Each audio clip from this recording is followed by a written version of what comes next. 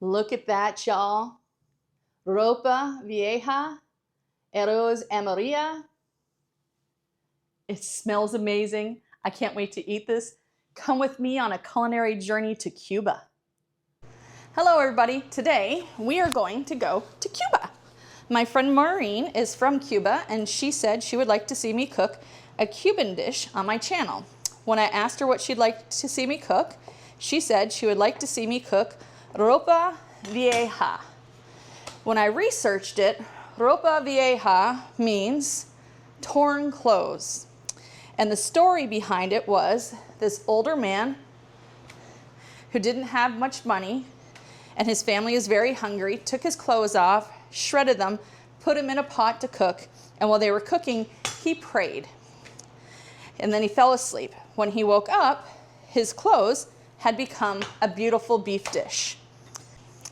The other thing I learned was that this recipe, they think, is over 500 years and that it originally comes from the Iberian Peninsula. They think it originated with the Sephardic Jewish people and that from there it moved into Spain, the Canary Islands, into North Africa, and everywhere else. So I'm excited to try this. I've never cooked it before, so I researched a lot of recipes. I want to try and keep it as traditional as possible. My husband is excited to try a new dish tonight. I'm going to serve it with Cuban yellow rice, and I will do a separate video for that dish. So you're going to salt and pepper your flank steak generously. Now, if you can't get flank steak, strip steak would also work. I've seen some recipes that say they use brisket. You just need a steak that will shred easily. When you get it, you want to cut it into smaller pieces so you can fit it in your pan to caramelize, but make sure you're cutting against the grain. So we're salting, we're peppering, and once we have this done, we're going to take it over to the stove and start caramelizing it. We want to add our oil and get it heated up so that we can sear our steaks. It won't take long because this stove heats things up very fast. When you put it in, you want to hear a nice little sizzle.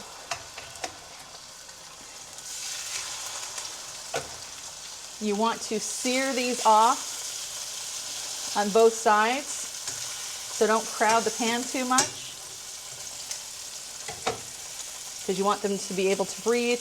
And if they stick, don't try and force them off. Give them a little bit because they will caramelize on the bottom and the Maillard effect will happen and they will lift off easily. As you can see, we have some beautiful coloring on our steaks. We're going to take them out and set them aside for now. We have a beautiful fond formed on the bottom of the pan. To that, we are going to add our onions and we're going to caramelize these.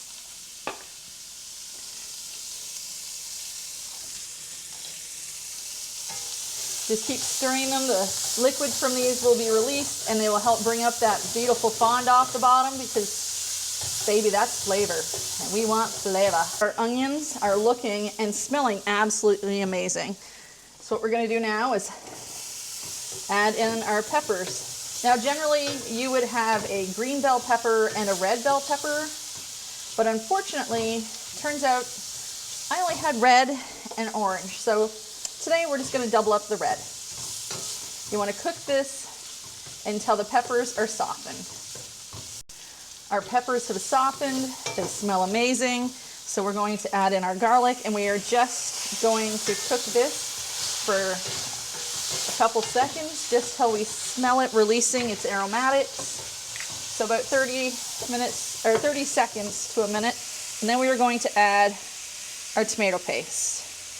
Now you want to cook down this tomato paste. Don't just throw it in there and leave it raw. Cook it for a couple minutes before you add the rest of your ingredients. Our tomato paste is now cooked down, so we are going to deglaze our pan with our dry wine now.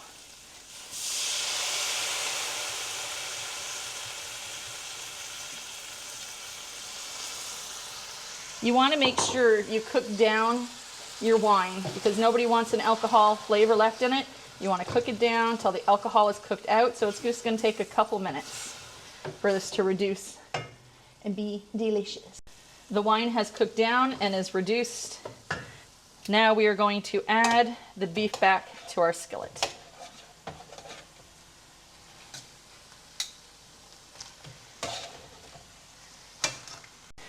Once your beef is back in your skillet, you're going to add your tomato sauce or crushed whole tomatoes, your beef stock,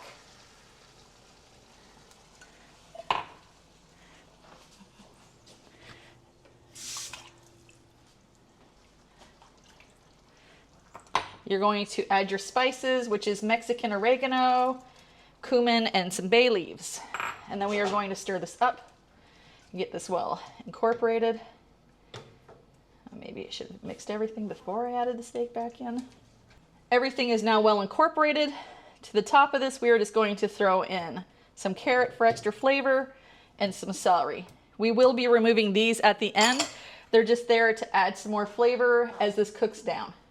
Now we're going to cover this and put it in the oven. Our Ropa Vieja is in the oven and it is going to sit in there and stew for 2 hours. You can find directions on how to cook this with a pressure cooker so it doesn't take as long. Personally, I like to take my time and let things cook low and slow. It brings the flavor out. Our 2 hours is up and it is now time to check our Ropa Vieja. Let's take this lid off. Ooh, we're gonna sit that in the sink.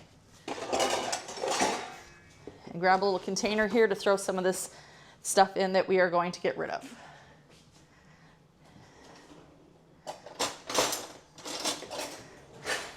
So all you're going to do, you're going to pull the celery,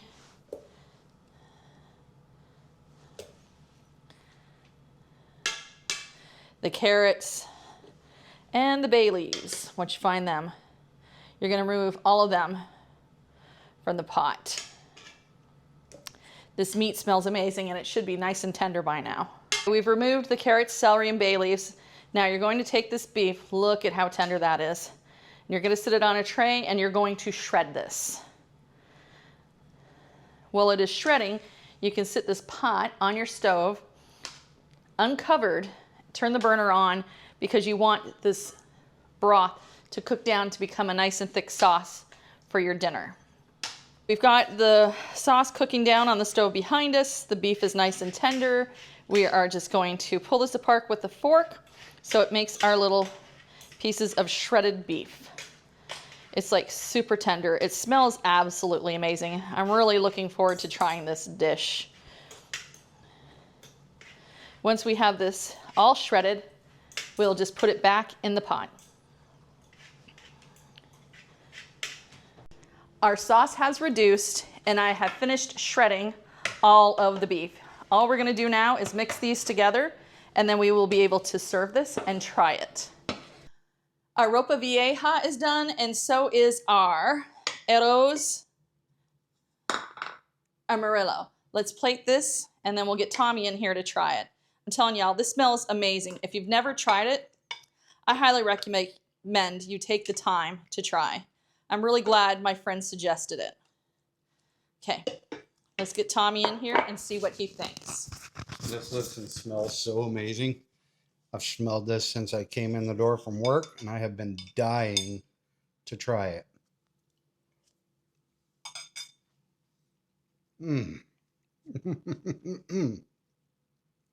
That meat is so tender.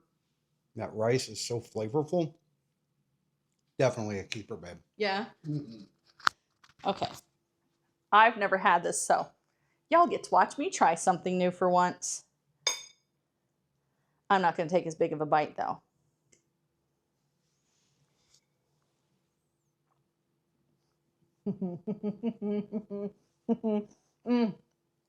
Y'all need to make this dish right here. Marlene, thank you for suggesting this. Thank you for taking us to Cuba tonight. This was an amazing dinner. Now, if there's any dishes from your heritage or your family that you would like to see me cook and us try, put it in the comments. If you're enjoying my content, subscribe, comment, like, and share it with your friends. I hope you all have a blessed and an amazing day. Mwah. Goodbye.